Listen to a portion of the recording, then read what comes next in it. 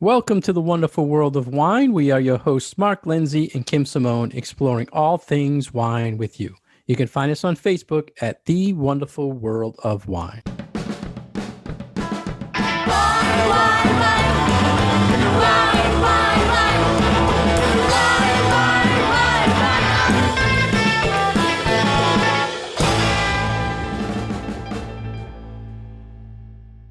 Hello again, everybody. Kim and I are here every week to talk about the wine world with you and things we hope you find interesting. How are you today, Kim?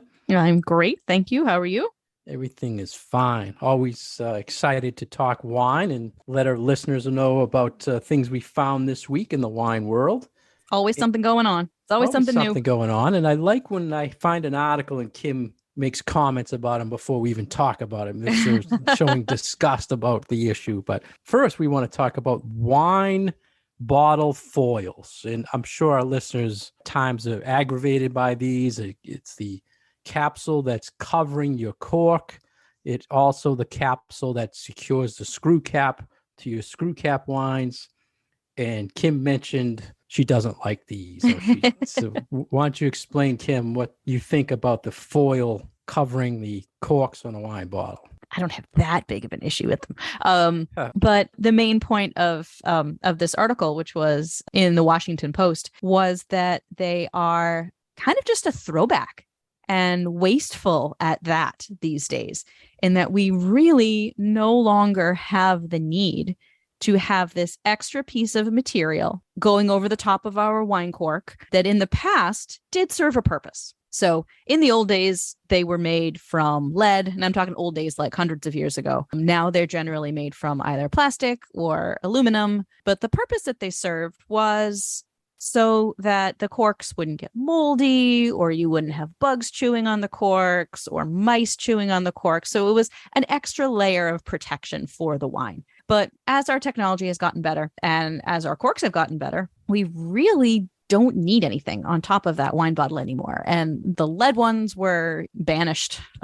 probably 100 years ago. But at this point, it really does seem to be just an extraneous piece of material that is more decorative than anything else, and sometimes can be a little bit of a headache to remove from your bottle of wine. Yeah, I have to ask you, you said about the lead, and I was shocked that it said it wasn't banned until 1993 is when they banned it. 1993? 1993 is what I saw. Oh, wow. I kind of assumed it would have been like in the early 20th century. Yeah, pretty scary. So people probably have something in their wine shelf that's... Jeez. Yeah. So you mentioned sustainability, and we talked about that many times on the show. It's a big thing now. You support sustainable wines, and producers are pushing that. But a lot of the producers that are pushing sustainability are still using the foil, or the capsule encapsulating the screw cap is also foil. So I think that is actually one of the big reasons to move away from it. It's just one extra thing to throw away. Why do we need it? More waste. It's more waste. Adds to the cost, obviously, of the product. And you mentioned, Kim, that it's a pain for people to remove this to access the cork. So I had to ask you, Kim, we've seen it a million times. People, either they'll use an opener and score the very top of the plastic and pull just a little teeny cap off. I've seen people rip the whole thing off to get to the cork. Do you have a method or a way you trained to remove it properly? So I trained to remove it from the lowest part of the lip of the bottle. So if you look at the very top of a wine bottle, you'll have a bunch of different little bumps because the mouth of the bottle, it's not flush with the rest of the neck of the bottle. You've got a couple of different places that you could cut your capsule. So I usually go to the lowest point before you get to the straight-sided neck of the bottle. Now, not everybody does that. Not every restaurant trains its employees to do that. I feel like it leads to a little bit of a cleaner cut because you have less of the capsule interfering with the actual pouring of the wine. So I like to remove a little bit more of the capsule, but I don't think there's anything wrong with doing just that top little bit. And sometimes if I'm really frustrated, I'm just going to rip that whole damn thing off. Yeah. Sometimes you get like too much and then it sticks out and it looks and feels annoying. So just rip the whole darn thing off. So just more of a visual for our listeners, Kim, that when you use a corkscrew, a weighted corkscrew, and you put remove that little notch on the bottle, that is almost underneath there's another like rim like that you're probably cutting down to, right? So you Right. have like a Yep. little cap you pull off versus Exactly. just a little cover if you do around the top rim. Yep. Yeah. So I always used to do just around the top. Like Yeah. for years and years and years before I worked in restaurants, I only did the top.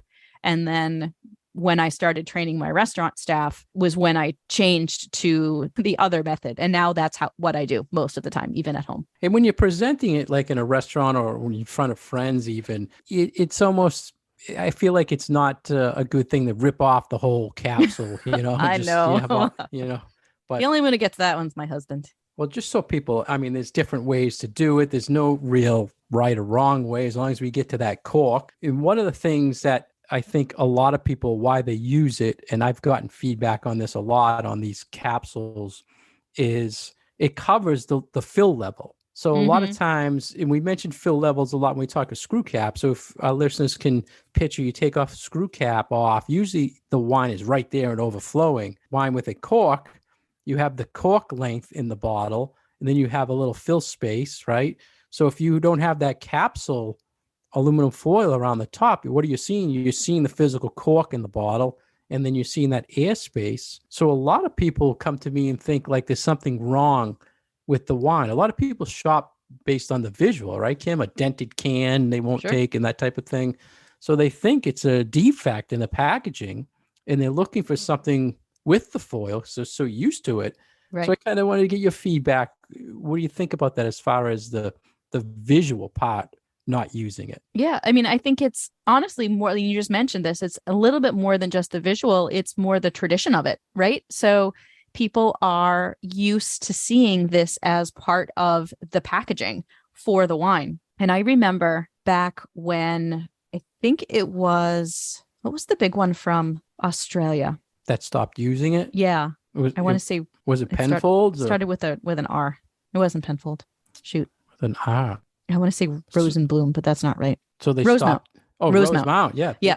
Yeah. So, and this was, I'm kind of dating myself now, but they were one of the first ones to not put a capsule at all on any of their bottles. And they had the cork, and then they had little, like almost looked like a chocolate coin, but of wax on top of the cork, kind of slightly pressed in and flush with the top of the bottle. And a lot of people were very uncomfortable with that because it was so different than what they were used to. But I think because it was on such a mass market brand, and if you line them all up together, you could see, oh, all of these wines are that way. So it's not like this one particular bottle has a mistake on it, or to say a dented package, but right. It's a packaging issue. Like this is an actual decision that the company did. And I think it's harder with small wineries who want to take that step and be more environmentally conscious and be like, hey, this is extraneous and we really don't need to be putting this extra piece of material on here. But it is so ingrained in this is what a corked, closed bottle of wine looks like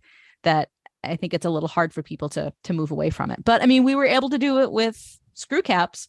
And, it's too bad that screw cap wines then come with so much more metal as their own capsule that goes down the neck of the bottle. So I think that also was a very interesting packaging decision that the screw cap makers did, where it's not just like what you get on the top of a soda screw cap, but you have this longer metal capsule that goes down 2 inches. Yeah. And I'm told that whole thing is one piece, the cap and the sleeve. So, but I don't see why they just can't put just the cap and remove the sleeve. But right. Because I mean, if you look at their types of, like even a bottle of like San Pellegrino, it just has a tiny little metal cap, it doesn't have an entire capsule on it. So it's possible to do it. And it's filled to the top, all the screw cap wine. So I don't know why they wouldn't remove that piece, because you can see you're getting that's my issue with the corked wines, is why don't they just fill it up a little bit more? I know they like to leave a little airspace, but just fill it up a little bit more. I think that the decision on the part of the early bottlers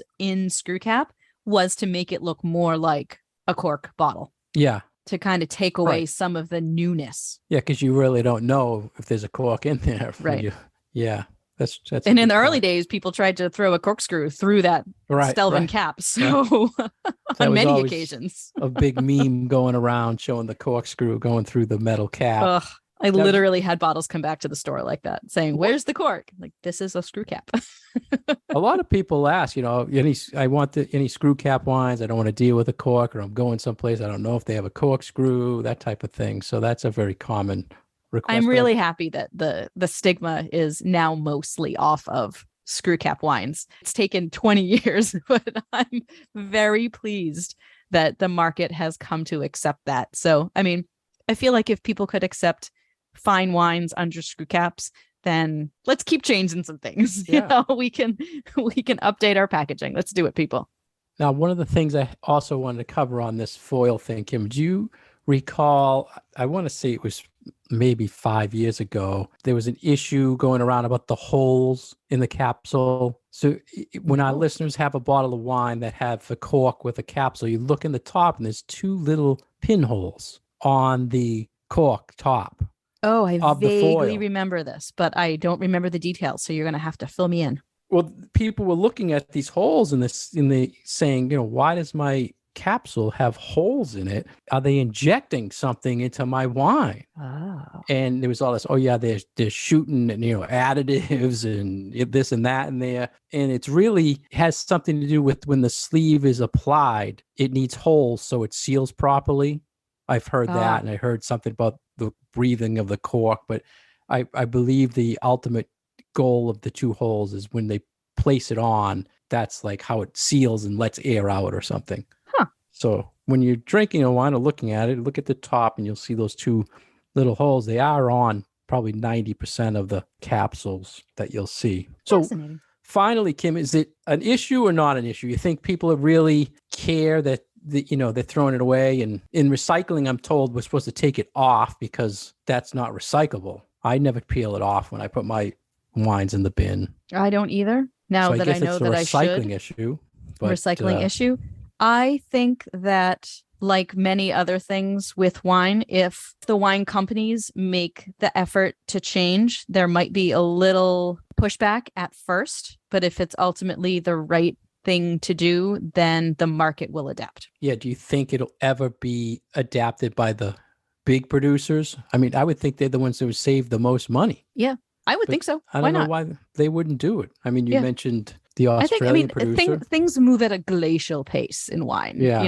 And it's something with so much romance and tradition and history attached to it that even your inexpensive grocery store bottle of wine still wants to have that presence of romance and history to it. And so little things like this, I feel like, are part of that. It's part of what sparks people's imagination when it comes to wine. So I feel like the change probably needs to come from finer wine producers first, and then those bigger brands will be like, oh, okay, this really isn't needed, so let's get rid of it. We'll have less stuff to throw away, and it's going to save us some money too. Well, I guess we can always create some sort of vote no for capsules t-shirt and see if anyone's interested, and we'll get a kind of a gauge of what people think about it. But that would be very interesting.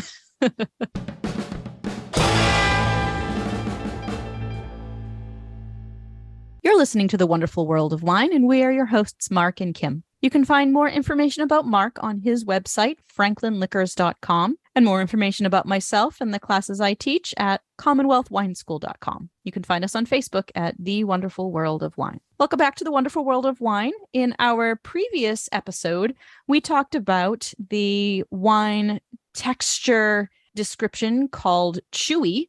And we're going to talk about another descriptive term that is also related often to red wines, and usually to red wines with tannins that are called supple. So what does this term supple in a red wine mean to you, Mark? Yeah, Kim, another wine enthusiast article. And I was thinking we'll never see another one of these things come up to tell our listeners about. I think we've gone through chewy and funky, and another one pops up, Kim, and our listeners are saying, oh my God, how many of these terms are we going to hear about here? But supple, to me, I guess, is related to more, like you talked before about chewy article, a texture, a feeling, something that's going on when you have the wine in your mouth, it's a body, it's a feeling of what's going on in my mouth. So that to me is how I would say, but I don't really use it. I don't really hear people using it. Mm-hmm.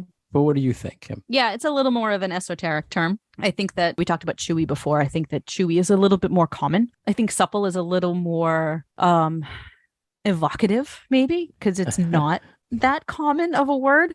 And I think that it brings up more like what we think about with like soft fabrics and things like that. So I think it's a slightly more romantic term, certainly than chewy, but along the lines of silky and velvety and terms like that we use to describe some of these softer red wines that still have a lot of tannin to them and still have or can have a lot of body. It's a softer type of a descriptive term for tannins.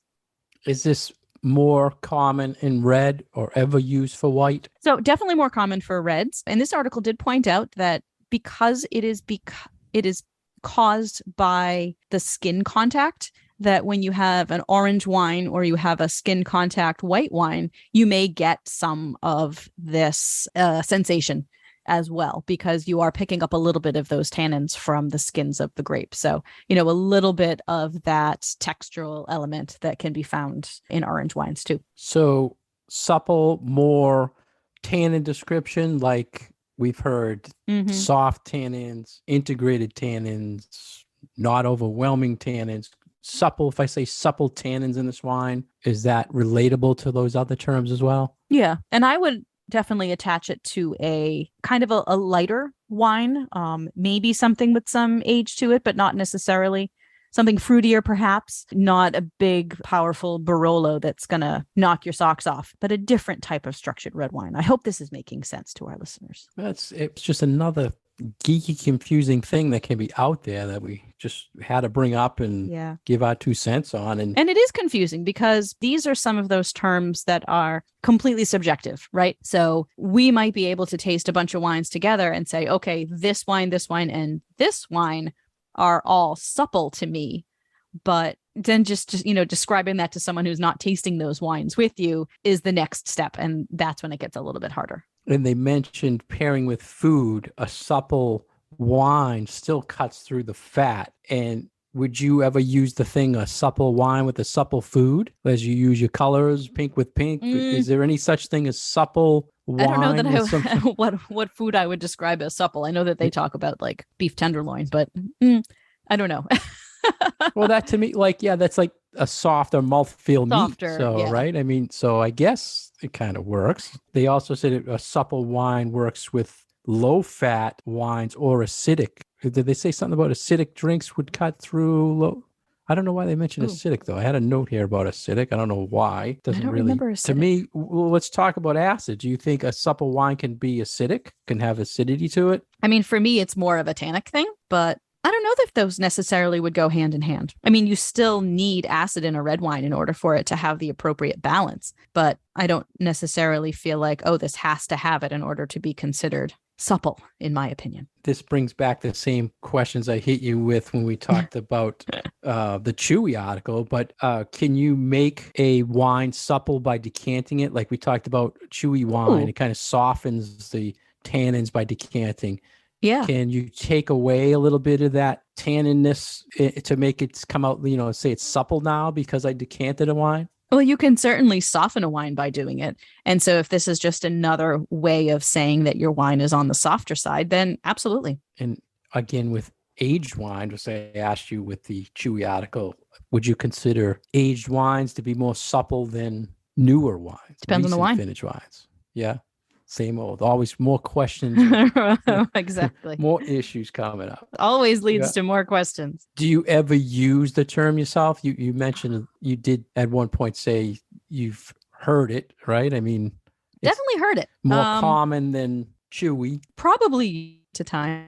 I can't put on the last time. I don't really see it in reviews at all. Have you? So do you think it's more of like an old-fashioned-y kind of term? I'm thinking, it's something we have to mention it because it might have been used in the past, or maybe it's a British thing where it's more, what's the word I'm looking for? More polite, way of saying something about a wine. Oh, okay. But I think of this as a positive. Yeah. I don't think that a wine writer would be using it as a euphemism for something unpleasant. Yeah, yeah. Whereas you could take chewy as might be unpleasant. But Right, you're that right. could be When a good someone thing or a says bad it's thing. supple, you're thinking soft. You're thinking Plush. it must be enjoyable, Right. right? Silky. Yeah, that's a good point. Like positive things, not Does negative things. Does the term in any way pinpoint a descriptor Above and beyond the tannins? above? Yeah, like if someone says it's supple, I'm thinking, all right, it's going to be soft acid, it's going to be soft tannin. It doesn't really pinpoint something where it's going to give me a major description of the wine other than a mouthfeel. Well, I think that's the whole thing about these more subjective terms, right? Is you can use the word, but then it's a little bit harder for another person to really know what the heck you're meaning by it. Right. What about sign of quality in a wine? Not necessarily. I mean, it's just a way to say this wine is slightly different from this wine. I'm just trying to put things out there to see if our listeners hear if they can put something to it to value. Is it going to be Would you think way? that it would be associated with value? No, I wouldn't. No. Yeah, neither would I. If someone was trying to sell me a bottle and they said it's supple, I wouldn't really appreciate that because it means really, it doesn't help me. Mm-hmm. Really. Well, especially when you have it there to taste too. You know, right. You're not looking for someone else to give you a tasting note. You can rely on yourself to determine what you think the wine tastes like. Right. So a lot of these descriptions, I think every one of the descriptions we've talked about are from wine enthusiasts. What do you think wine enthusiasts' overall goal is to bring these up all the time for us to bring up to our listeners? Because they're terms people should know, or they're just something that's out there that people should be aware of. I think it's awareness, because right? they're out there, and their goal seems to be to try to demystify some of these tasting notes, whether they're their own tasting notes that their publication publishes, or just for general wine education purposes. Yeah, that's a point I've never thought of. They probably use them. They do use some pretty big descriptors in their wine reviews. So, it could be a way for them to enlighten their readers about what their wine tasting notes are all about. I'll have to check the issue after this was in. Go look for some supple wine. Yeah, if they had like 10 out of 20 wines reviewed, they said supple in some way, or they used it. I mean, that's interesting. I never thought of it from that point of view, that maybe they're putting it out there because they're going to start using it. Because they use it, right? Or they used it in a previous issue and someone wrote them and said, what the heck are you talking what about? What the heck is supple? Yeah, that's a good point. I never took it that way. So anything else on supple you think our listeners, I've never seen it on a wine label descriptor, so I would think it's not going to be a common thing to see. I think it's a possible one for people to run across, but not to get too worked up about it. Ever had a student ask you, is this wine supple? Yeah. Or say it. I mean, if they did say it to me, I'd be like, what? Whoa.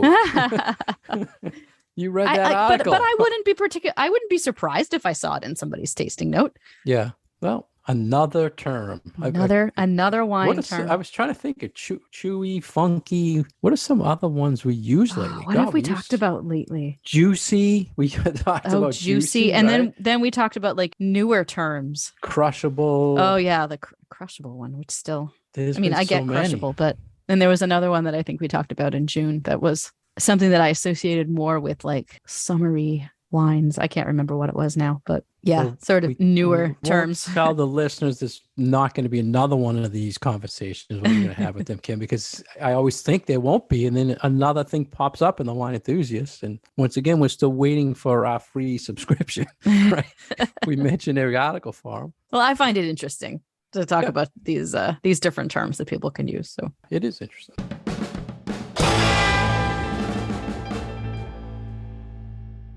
Thank you for listening to The Wonderful World of Wine. We're your hosts, Mark Lindsay and Kim Simone, exploring all things wine with you. If you'd like more information about Kim, please go to her website, commonwealthwineschool.com. For more information about myself, please go to franklinliquors.com. You can find us on Facebook at The Wonderful World of Wine.